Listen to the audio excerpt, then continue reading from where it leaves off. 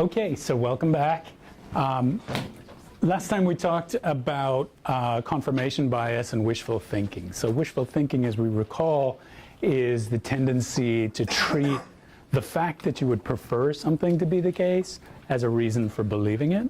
So you might have a disposition, for example, to want it to be the case that let's say your romantic partner is a good person.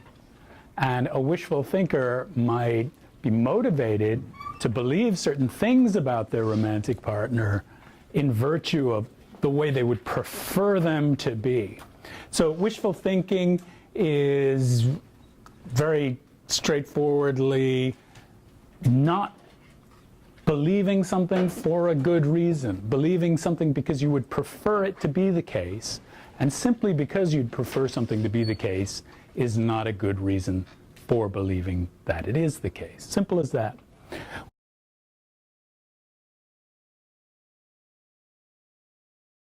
We saw also that wishful thinkers are especially vulnerable to confirmation bias. And confirmation bias, which you'll find discussed on page 3 of the book, is the tendency to illegitimately favor evidence that supports your cherished beliefs, the beliefs you prefer, while downplaying or ignoring evidence that doesn't support the beliefs.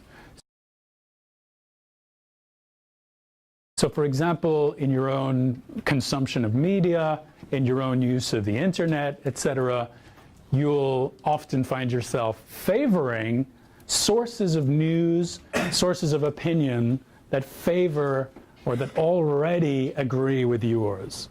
So if you, for example, find yourself browsing or using sources of information that already agree roughly with your, let's say, your preferred ideological position or with your sort of general social group position, then you are likely to be guilty of confirmation bias, even procedurally. So for example, the way Facebook feeds you the news feed, for example, is a self-reinforcing confirmation bias, because you're going to hear from people who you like and who you look at, right?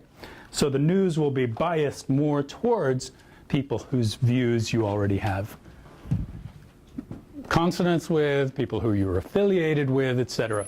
So what the algorithm does in those cases automatically is it narrows the range of opinions you're going to be exposed to, right?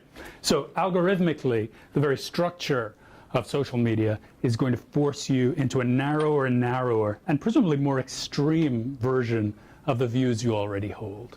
And that's common in our experience, right?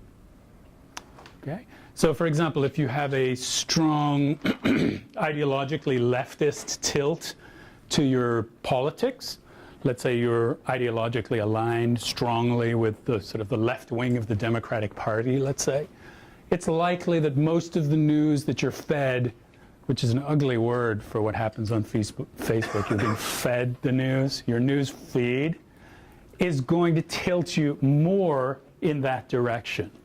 And hence you'll be more polarized in your own attitudes and sources of news, right? So it's helpful to be aware of that and to correct it. So if you want to correct that kind of thing, just confuse the algorithm a little bit. Subscribe to things that are not ideologically aligned with your position. And then you'll get a more sort of representative sample of news and information. Okay? Does that make sense? Okay.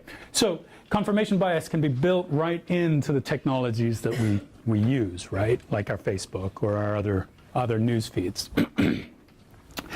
We notice also how difficult it is to recognize, how little evidential value, how little evidence is involved with anecdotes. So in fact, anecdotes are almost zero evidential value. But it's really hard for us not to take anecdotes seriously, especially if they're from family members or friends or people who are like us, etc. But remember, an anecdote is just a story, right? A personal experience story. A personal experience story is just one datum. It's just one piece of evidence, right? Ultimately, that's not by itself necessarily a good source of evidence. So for example, if your uncle had a hard time, let's say he got mugged when he was visiting Costa Rica. The fact that your uncle was mugged when he went to Costa Rica is no evidence really about the safety or danger of Costa Rica.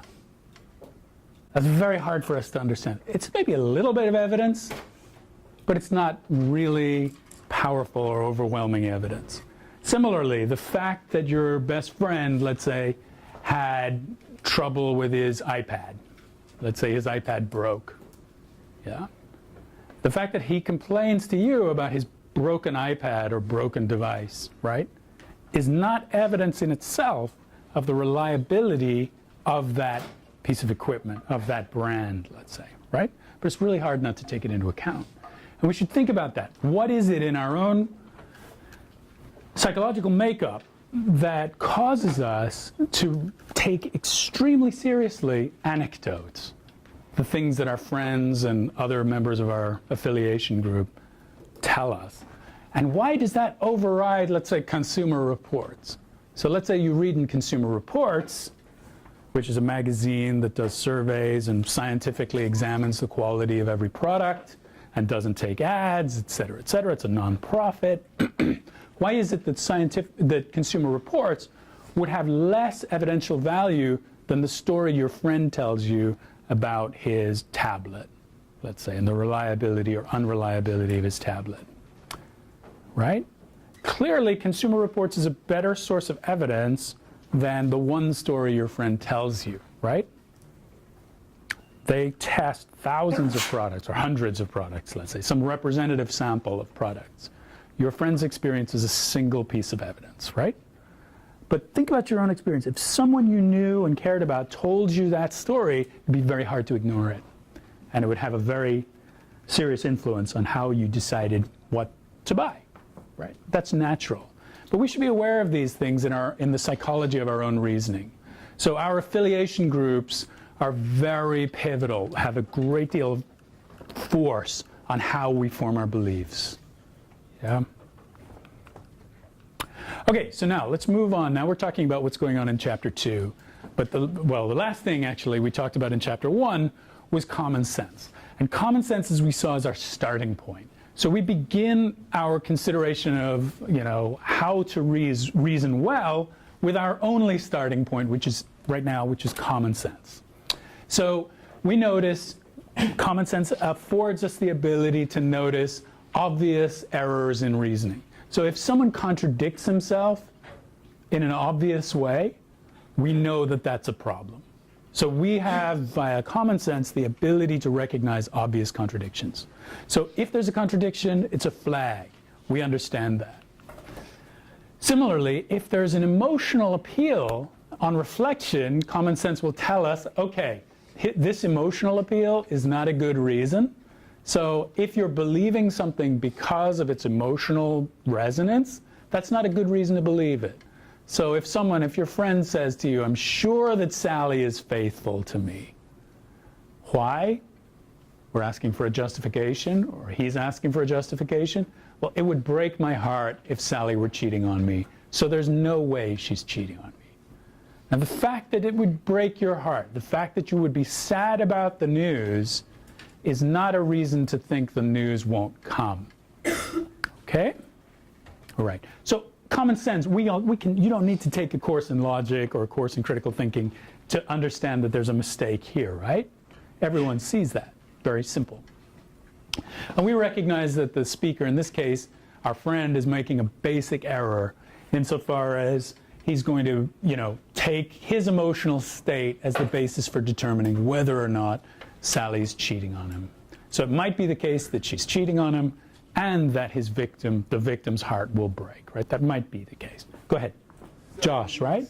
It's Josh, right? You're trying to think rationally, we need to put all of our emotions away. We need to be very careful, as Josh is suggesting, about the influence of things like emotion, the things like affiliation, etc. Yeah, we need to be very careful about those. So if someone, here's another case where common sense alerts us to a problem. So if someone clearly threatens us or uses threats of violence or threats of coercion, then clearly common sense says that's not a good argument. So if you don't agree that Wichita is the capital of Kansas, I will kick you, / ostracize you, / dox you, / have you fired, etc., right? Yeah? Now that might be reason for you to pretend you believe something, to assent to a belief, right? You might say, oh yeah, Wichita is the capital of Kansas. Yeah? But it's not a good reason for you to actually believe something, right? And common sense sees that right away.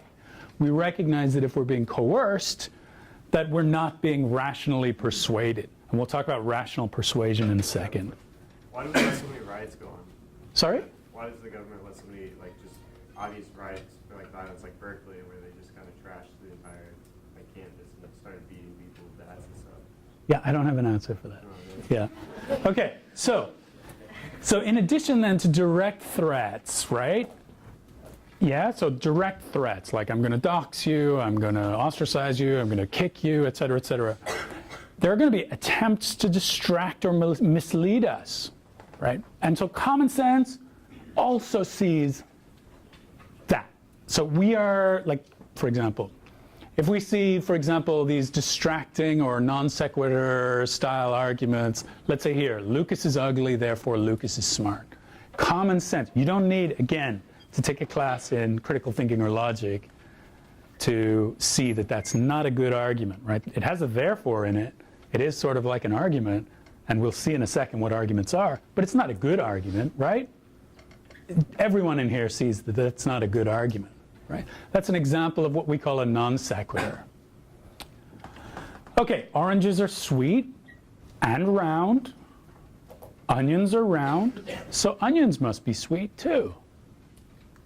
Well, that's not a good argument either, right? Now, on first glance, this one, Lucas is ugly, therefore Lucas is smart, everyone gets. And there's not even, you don't even have to process that. Yeah? You all see that. The second one, it feels wrong because you're talking about onions being sweet, but it might take a few steps for you to see, why is this a non sequitur? Here we've got logic terms like so and if then hidden in here. We've got a kind of it looks like a real argument and there's some complexity there, but we all know that it's not a good argument, right? We just know. Yes, ma'am? Are non sequiturs kind of like when kids like don't have logic and they make like weird arguments because that's like their scope of knowledge? Yeah. So children will come up with non sequiturs all the time. Yes. Yeah. That's true. Right. Non sequitur just means it doesn't follow. It's a Latin term that's slipped into English. It just means it doesn't follow. So the conclusion that you pushed for or the contention that you're arguing for just doesn't follow from what you said before. Exactly.